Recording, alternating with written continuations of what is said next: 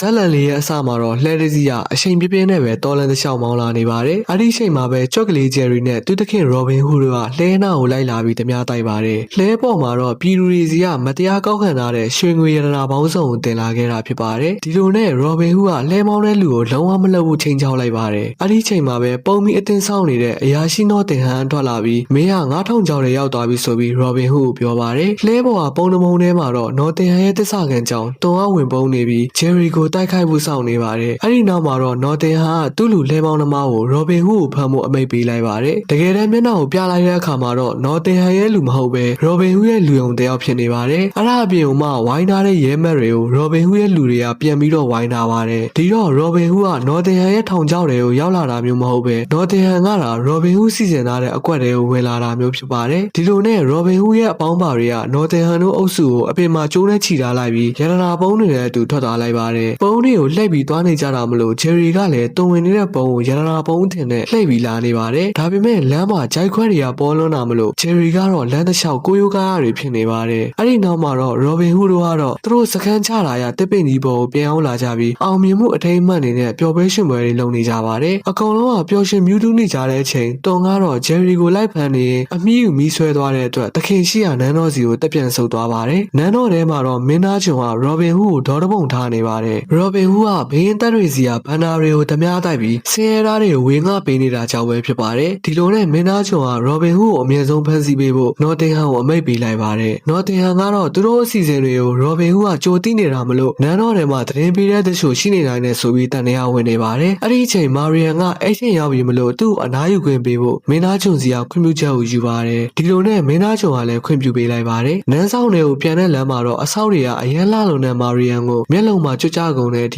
ငန်းနေကြပါတယ်။နော်တင်ဟန်ကလည်းသတင်းပေးဆိုတာဘယ်သူမှမသိပေမဲ့စုံစမ်းမှုအတွက်သူ့ရဲ့ကြောင်တုံးကိုတာဝန်ပေးစေဖို့မင်းသားချုံကိုပြောပါတယ်။ငွေနဲ့အာဏာကလွဲပြီးတခြားဘာမှမစိတ်မဝင်စားတဲ့မင်းသားချုံကတော့အစဉ်ပြေပြီးရောဆိုပြီးသဘောရှိသလိုလုပ်ခွင့်ပေးလိုက်ပါတယ်။ဒီလိုလုပ်နေတာတွေကသူ့အဖေရစ်ချက်ပြန်လာရင်အချီးနှီးဖြစ်ကုန်မှာမလို့တွေးရင်စိတ်ပူနေပါတယ်။နော်တင်ဟန်ကတော့ဘင်းကြီးရစ်ချက်အနေနဲ့စစ်ပွဲကနေဘယ်တော့မှပြတ်လာနိုင်မှာမဟုတ်ကြောင်းပြောပြီးသူ့ကိုယ်အာကိုဖို့ပြောပါတယ်။ဘင်းကြီးရစ်ချက်ကတော့စစ်ပွဲမှာအနိုင်ရခဲ့တာမလို့တိုင်းပြည်ကိုပြန်နိုင်တော့မှဖြစ်တဲ့အတွက်ဝမ်းသာနေပါတယ်။တိုင်းပြည်နဲ့ပြည်သူတွေကိုဘလောက်ထိလွမ်းချောင်းပြောဆိုနေတဲ့အချိန်နော်တင်ဟန်ရဲ့စပိုင်ကြောင်သုံးကောင်ကလည်းဒီစကားဝိုင်းကိုနားဆွနေပါတယ်။ဒီအတိုင်းဆိုရင်ဘင်းကြီးရစ်ချက်ကတိုင်းပြည်ကိုပြန်လာတော့မှမလို့သတင်းပေးဖို့အတွက်ထွက်လာကြပါတယ်။တစ်ဖက်မှာလည်းရောဘင်ဟူတို့ကညစာစားပွဲလုပ်နေကြပြီးဆင်းရဲသားတွေစီရွှေတင်းကားတွေဝင်ကားဖို့အတွက်ရတနာပုံးတွေကိုကူရွှေ့ခိုင်းပါတယ်။ဂျယ်ရီကလည်းအရွယ်နဲ့မလိုက်တဲ့ဘီယာခွက်ကိုချလာပေမဲ့သူပါကူညီမယ်ဆိုပြီးယုံနေပါတယ်။ဒါပေမဲ့ရောဘင်ဟူစီမှာဂျယ်ရီအတွက်ပိုပြီးအရေးကြီးတဲ့မစ်ရှင်တစ်ခုရှိနေပါတယ်။ဒီမစ်ရှင်ကတော့နန်းတော်ထဲမှာရှိနေတဲ့မာရီယန်စီကိုစားသုံးဝင်လာတဲ့ဆောင်တော့ပေးခိုင်းတာပဲဖြစ်ပါတယ်။ဒီလိုနဲ့ဂျယ်ရီကလည်းလွှဲရီချောင်းလန်းကနေနန်းတော်စီကိုတစ်ချိန်ထိုးထွက်လာပါတယ်။နန်းတော်ထဲမှာတော့မာရီယန်ကတုံကိုသူ့အတွက်တချင်းတစ်ပုတ်တီးခိုင်းနေပါတယ်။အဲ့ဒီအချိန်မှာပဲဂျယ်ရီကနန်းတော်ထဲကိုဝင်လာပြီးနန်းဆောင်ထဲကိုဝင်ဖို့အခြေအနေကြည့်နေပါတယ်။ဒါကိုတုံကလည်းသတိထားမိသွားတာမလို့ဂျယ်ရီဝင်မလာနိုင်အောင်တားဖို့လုပ်နေပါတယ်။ဂျယ်ရီကတော့ကို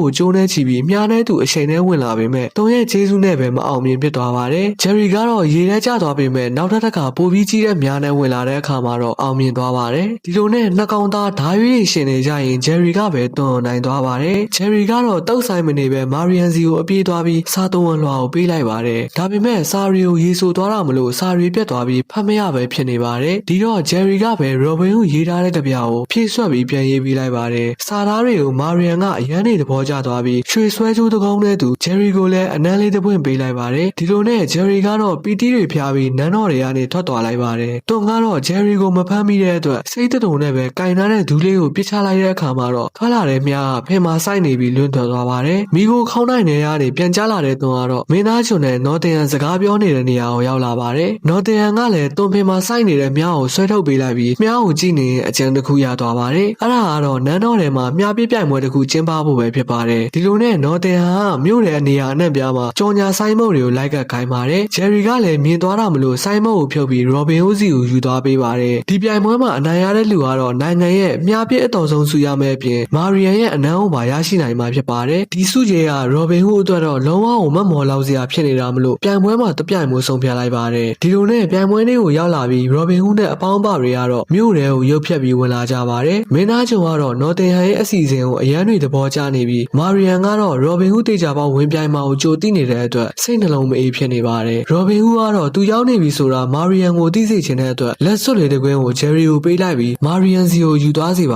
တယ်ဒီလိုနဲ့ဂျယ်ရီကလည်းမာရီယန်စီကိုအပြေးသွားပေမဲ့တုံကတော့ထုံးစံအတိုင်းတဲကြီးမဲကြီးလိုက်နှောက်ရှက်နေပါတယ်ရောဘင်ဟူကတော့ပြိုင်ပွဲတွေကိုတစ်ဆင့်ပြီးတစ်ဆင့်တိုင်းလာရင်ဘိုလူပွဲကိုရောက်ရှိလာပြီးဖြစ်ပါတယ်ဂျယ်ရီကလည်းအခက်ခဲရီချာကနေမာရီယန်စီကိုလက်စွပ်ရအောင်ပေးနိုင်လိုက်ပါတယ်လက်စွပ်ကိုမြင်လိုက်တဲ့အခါမှာတော့ရောဘင်ဟူကရုပ်ဖြတ်ပြီးဝင်ပြိုင်နေဆိုတာကိုသတိထားမိသွားပါတယ်ဒီလိုနဲ့ရောဘင်ဟူနဲ့နော်တင်ဟန်ကနောက်ဆုံးပွဲကိုရှင်ပြိုင်ကစားကြပြီးနော်တင်ဟန်ရဲ့ပြစ်ချက်ကပြင်းမရဲ့ဘိုးကိုတတဲကိုထိမှန်သွားပါတယ်ရောဘင်ဟူကလည်းပြစ်ဖို့ရွယ်နေတဲ့အချိန်တွန်နဲဂျယ်ရီရဲ့ကျေးဇူးနဲ့မြားပြင်းမရဲ့အဝေးကိုထောင်ထွက်သွားပါတယ်ဒီတော့ရောဘင်ဟူကလည်းစိတ်ဓာတ်တွေကျသွားပါတယ်ဒါပေမဲ့ဂျယ်ရီကတော့မြားရဲ့လမ်းကြောင်းကိုအသေးအံလိုက်ထိန်ပြီးနော်တင်ဟန်ရဲ့မြားရဲ့ဘိုးကိုပါဖောက်ပြီးပထမဆုကိုရယူနိုင်လိုက်ပါတယ်ဒီလိုနဲ့ရောဘင်ဟူကဆုကိုတွဲယူဖို့လုပ်ပေမဲ့နော်တင်ဟန်ကရုပ်ဖြတ်ထားတယ်ဆိုတာတတိထားမိသွားပြီးစစ်ဆေးကြည့်လိုက်တဲ့အခါမှာတော့ရောဘင်ဟူတယောက်ဂျောင်ပိတ်ပြီးအဖမ်းခံလိုက်ရပါတယ်အဲဒီနောက်မှာတော့ရောဘင်ဟူနဲ့အပေါင်းပါတွေကိုအချင်းတောင်စီပို့ဖို့အတွက်လှမ်းထဲတင်သွားပါတယ်အကုန်လုံးကစိတ်ဓာတ်ကျနေပေမဲ့ဂျယ်ရီကလဲအနှောင်းနေလိုက်လာပြီးတော့ကိုဖွင့်ဖို့အတွက်အသေးအံစူးစမ်းနေပါ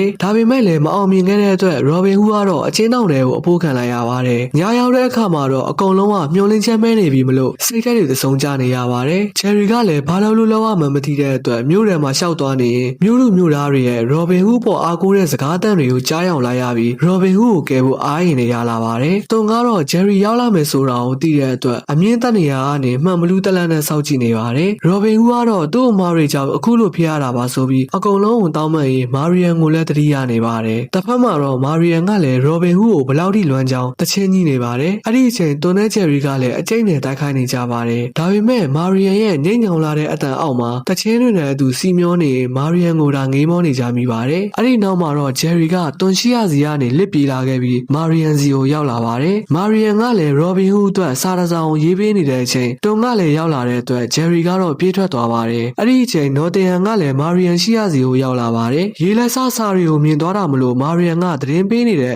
ရှိုးဆိုတာကိုသိသွားပါတယ်မာရီယန်ကိုသဘောကျနေတဲ့နော်တင်ဟန်ကတော့သူ့ဇနီးအဖြစ်နေပေးဖို့ပြောပါတယ်ဒါပေမဲ့မာရီယန်ကလုံးဝကိုညှင်းလိုက်တာမလို့နှစ်ထင်ထိသွားတဲ့နော်တင်ဟန်ကလည်းအခန်းထဲမှာပိတ်ထားလိုက်ပြီးအဆောက်တွေနဲ့စောင့်ကြည့်ထားပါတယ်တွန်နဲ့ဂျယ်ရီကလည်းရုံးရင်းဆန်ခတ်တွေဖြစ်ပြီးနောက်မှာတော့ဂျယ်ရီကဖန်ပလင်းတစ်ခုထဲမှာထွန်မရတော့အောင်ညှက်နေတာမလို့တွန်ဖန်းတာကိုခံလိုက်ရပါတယ်နော်တင်ဟန်ကတော့မင်းသားချုံကိုတွေ့ပြီးစပိုင်လုံးနေတဲ့သတင်းပေးကြောင်သုံးကောင်ကလည်းရောက်နေပြီဖြစ်ပါတယ်ဘီရင်ကြီးရစ်ချက်အနေနဲ့စစ်ပွဲကိုအနိုင်တိုက်ပြီးမလို့နန်းတော်စီကိုပြန်လာတော့မှဖြစ်ကြောင်းပြောပါတယ်မင်းသားချုံကလည်းဖခင်ဖြစ်သူပြန်လာတော့မှဖြစ်တဲ့အတွက်ကြောက်သူတွေတုံနေပါတယ်သူလိုချင်တယ်လို့လုံးယူနိုင်မှုအတွက်ဘီရင်ကြီးရစ်ချက်ကိုတက်ပြီးအာနာသိမ်းမှုအတွက်နော်တင်ဟန်နဲ့သူအစီအစဉ်ဆွဲနေပါတယ်တွန်ကတော့ဂျယ်ရီကိုဖမ်းလာပြီးနော်တင်ဟန်စီမှာမျက်နှာလုံးဝင်မဲ့နော်တင်ဟန်ကတော့ဂီယူမဆိုင်ပဲလေးလိုရှူထားပါတယ်ဒါအပြင်မှာမာရီယန်ကိုပါတပ်ပြစ်မယ်လို့ကြားလိုက်ရတဲ့အတွက်တွန်ကတော့ဂျယ်ရီကိုလွတ်ပေးလိုက်ပြီးနှစ်ကောင်သားပူးပေါင်းလိုက်ကြပါတယ်ဒီလိုနဲ့ဂျယ်ရီကသူ့ရဲ့ဖတ်တနာတွေကိုပါနန်းတော်တွေကိုခေါ်သွင်းလိုက်ပါတယ်မင်းသားချုံနဲ့နော်တင်ဟန်ကတော့ဘီရင်ကြီးရစ်ချက်ကိုလှုပ်ကြံမှုအတွက်ပျော်ကြီးနန်းတော်တွေကနေထွက်သွားပါ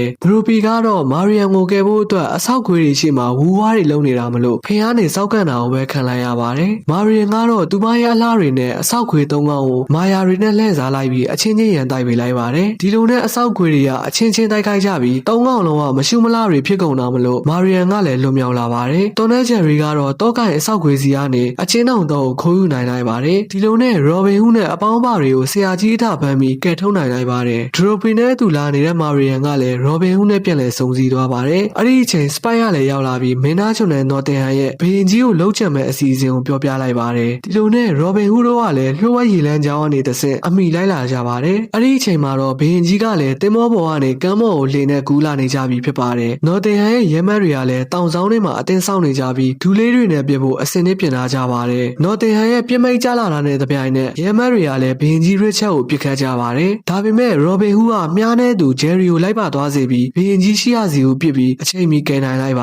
တယ်အဲ့ဒီနောက်မှာတော့ဂလိုက်တာနဲ့သူရဲမက်တွေထမပစ်ခင်ကယ်ထုတ်သွားပါတယ်နော်တင်ဟန်ကတော့ဆက်ပြီးလိုက်ဖို့အမိတ်ပေးပြီးတိုက်ခိုက်ကြပါတယ်ဘီရင်ကြီးကတော့ဘာကြောင့်ဒီလိုတွေဖြစ်နေရတာလဲဆိုတာကိုနားမလည်နိုင်ဖြစ်နေတဲ့အတွက်ရောဘင်ဟူကပဲဖြစ်ကြောင်ကုန်းစင်ကိုပြောပြနေပါတယ်နှစ်ယောက်သားတွဲပန်းကြီးခုခံတိုက်ခိုက်နေကြပေမဲ့အနှဲငယ်အလွဲကြော့ဖြစ်သွားပြီးတင်မောပေါ်ကကျိုးတွေနဲ့ညီကုန်ပါတယ်ဒီလိုနဲ့နော်တင်ဟန်တို့ရောက်လာပြီးဘီရင်ကြီးရစ်ချက်နဲ့အတူရောဘင်ဟူပါတော်တော်မလို့လုံနေပါတယ်ဒါပေမဲ့တွန်နဲချက်တွေကဝင်ကြတာမလို့အချိန်ဆွဲနိုင်ခဲ့ပါတယ်ဘီရင်ကြီးကလည်းကျိုးတွေကနေယုံထွက်လာနိုင်ပြီမလို့ရောဘင်ဟူကိုလည်းလွတ်မြောက်အောင်လုပ်ပေးလိုက်ပါတယ်တွန်ကတော့အကွက်တွေပြနေရင်ကျိုးတွေနဲ့ညှိသွားတာမလို့နော်တင်ဟန်ကလည်းတစ်စပေါကောင်ဆိုပြီးတပ်ဖို့လုံနေပါတယ်ဒါပေမဲ့ရောဘင်ဟူကပဲတွန်ဝေရောက်ကောက်ွယ်ပေးလိုက်ပါ ပါတယ်ဒီလိုနဲ့တိုက်ခိုက်နေကြရင် Robin Hood တို့ကပဲအနိုင်ရသွားတာမလို့မင်းသားချုပ်နဲ့ Nottingham ကတော့အဖမ်းခံလိုက်ရပြီဖြစ်ပါတယ်အဲ့ဒီနောက်မှာတော့ တွန်နဲ့ Cherry ရဲ့စူးစမ်းအားထုတ်မှုကြောင့်ဘုရင်ကြီးကပါသူရဲကောင်းပွဲကိုဆုချီးမြှင့်ပေးလိုက်ပါတယ်အကုန်လုံးကလည်းအားပေးချီးမြှောက်ကြပြီး Marian ကတော့မြားပြစ်ပွဲမှာအနိုင်ရခဲ့တဲ့ Robin Hood ကိုဆုကြေးအနေနဲ့မပေးရသေးတဲ့အနန္တပွင့်ကိုလည်းပေးလိုက်ပါတယ်တွန်ကလည်း Jerry နဲ့ဆက်ပြီးမတိုက်ခိုက်တော့ပဲ